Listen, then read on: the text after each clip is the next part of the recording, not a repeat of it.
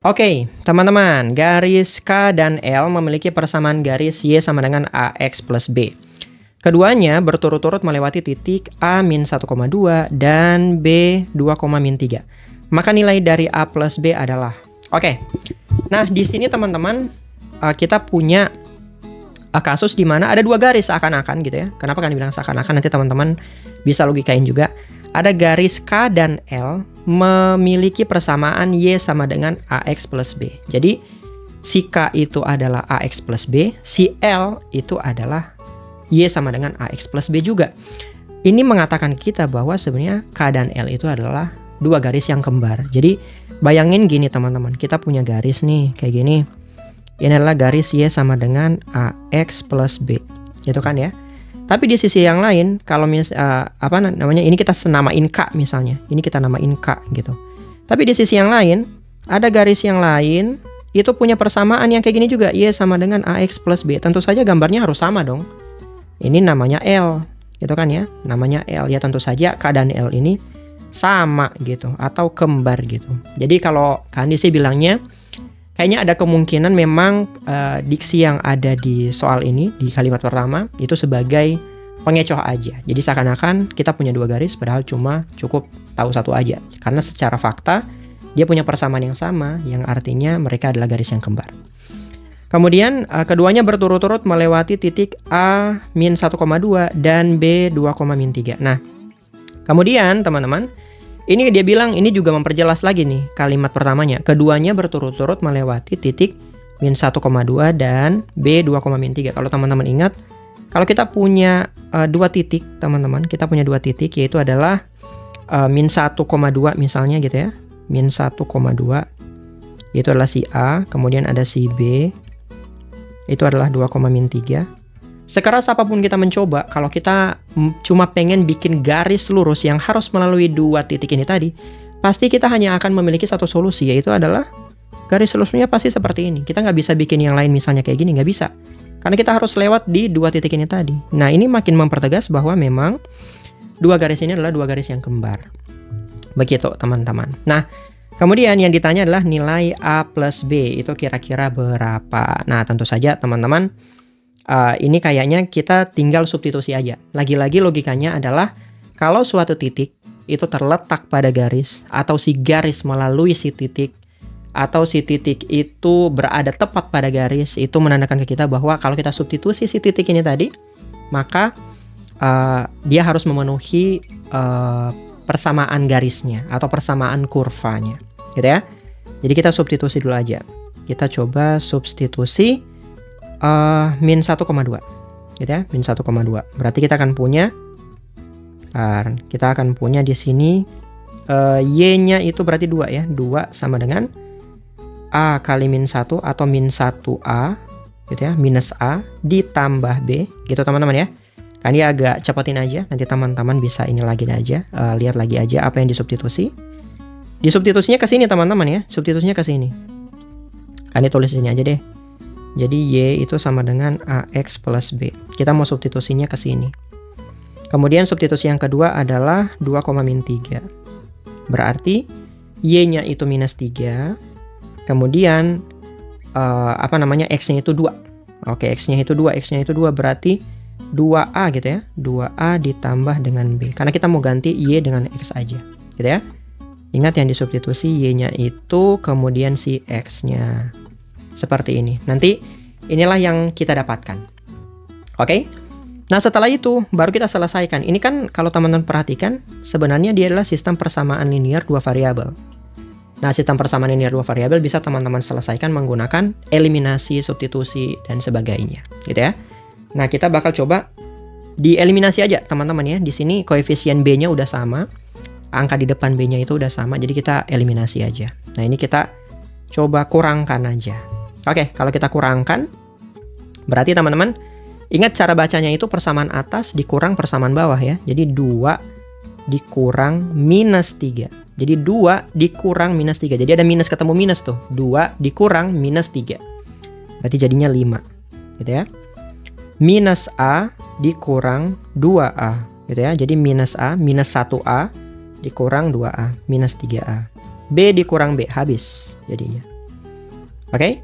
Nah, kemudian teman-teman semuanya, di sini kita akan punya, berarti kalau kita mencari A ya, kalau kita mencari A berarti kedua ruasnya kita bagi dengan minus 3 aja.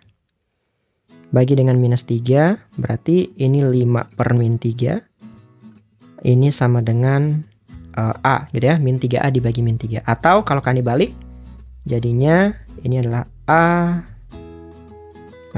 A sama dengan min 5 per 3. Oke, kita sudah dapat A-nya. Habis ini kita bakal cari B-nya tentu saja, karena ditanya A plus B ya. Oke, B-nya kita bakal cari pakai apa? Kita bakal cari pakai persamaan yang pertama aja ya, yang ini ya.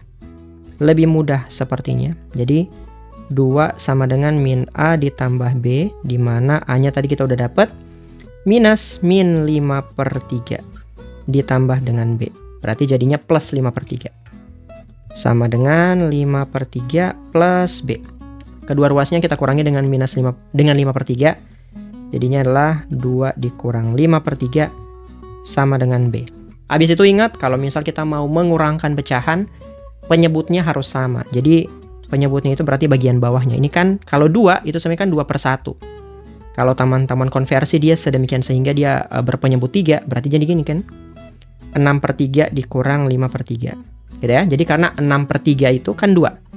6 per 3 itu kan 2. Nah, ini berpenyebut 3. Nah, kalau misal penyebutnya sudah sama, teman-teman kurangkan di pembilangnya. Jadi pembilangnya itu yang atas. 6 kurang 5 itu 1. 1 per 3 sama dengan B. Nah, seperti ini teman-teman. Kita coba tandai dulu. Ini sepertiga sama dengan B. Oke, kalau begitu teman-teman, ini kita bisa langsung operasikan aja ya di bagian sini. Kan kita kasih batas dulu.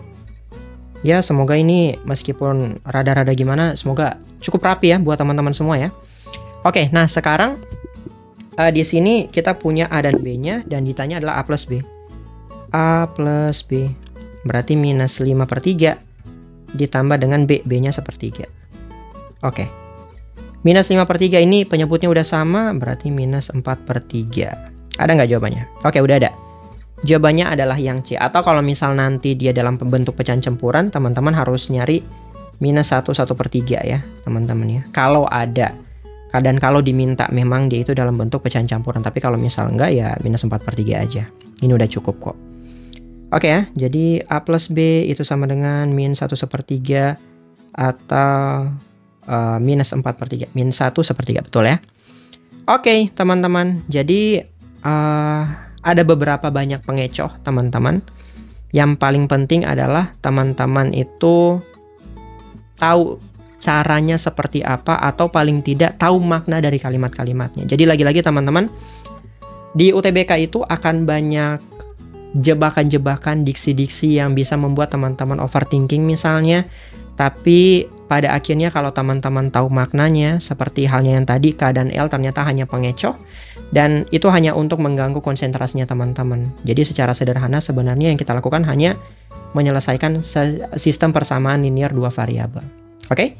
Kalau gitu kita lanjut lagi teman-teman. Oke, kita lanjut lagi. Sebuah garis L melalui titik 2, min 1 memiliki slope sebesar min 1 jika terdapat garis K yang memotong tepat tegak lurus L di titik yang sama, maka persamaan garis untuk K itu berapa? Oke, nah jadi ini ada dua garis teman-teman ya, ada dua garis. Coba Kandi coba gambarin dulu. Jadi bayangin Kak Handi itu punya garis seperti ini. Ini adalah garis L. Garis L. Kemudian garis L ini memiliki slope itu sebesar minus 1. Slope itu artinya si gradien teman-teman ya. Jadi dia itu punya gradien yang sama dengan negatif 1. Ini kan ditulis M1. Gradien garis pertama. Oh sorry. Gradien garis L aja. Jadi ML gitu ya. Gradien garis L atau ML itu sama dengan min 1. Kemudian ada satu garis lagi namanya garis K yang memotong tepat di garis di titik 2, min 1. Oh sorry. Ini kan ini lupa letakin. Jadi di sini tuh ada titik teman-teman yang dilalui sama si garis L tadi ya. Yaitu adalah 2, min 1 kan ditulis dulu. 2, min 1. Nah, kemudian ada garis lain. Nah, garis lain itu namanya K, gitu kan? Namanya itu K. Dan dia memotong itu tepat di titik 2, min 1 itu tadi. Dan dia memotongnya itu nggak sembarangan, tapi tegak lurus terhadap garis si L ini tadi. Nah, jadi kalau misal Kak Hani mau tulis, dia bentuknya kayak gini. Gitu ya, Kak Hani mau gambar gitu ya, bentuknya kayak gini. Ya, kalau misal miring-miring dikit nggak apa-apa lah ya teman-teman ya. Ya, namanya juga kita gambarnya manual ya. Oke. Di sini ini siku-siku teman-teman. Tegak lurus itu artinya dia akan membentuk sudut siku-siku atau 90 derajat. Gitu ya. Nah, yang ditanya ini persamaan si garis K ini gimana gitu kan? Persamaan garis K ini gimana? Itu yang ditanyain. Pertama, teman-teman harus tahu apa yang terjadi kalau misal dua buah garis itu tegak lurus, saling tegak lurus atau membentuk sudut 90 derajat seperti ini. Nah, jadi konsekuensi dari dua buah garis yang dengan kondisi tegak lurus itu adalah kedua garis tersebut memiliki gradien yang kalau dikalikan hasilnya selalu negatif 1. Jadi misal kayak gini. Kak Hani punya gradien L gitu ya. Kemudian Kak Henry juga punya gradien K gitu ya. Gradien dari K gitu ya. Jadi gradien L, gradien K, ML sama MK. Nah, kalau misal dua garis tadi itu dia tegak lurus itu biasanya disimpulin kayak gini teman-teman. Nah, ini kalau dia tegak lurus teman-teman, dua garis itu, maka konsekuensinya adalah perkalian antara gradiennya itu selalu negatif 1. Gini, selalu negatif 1.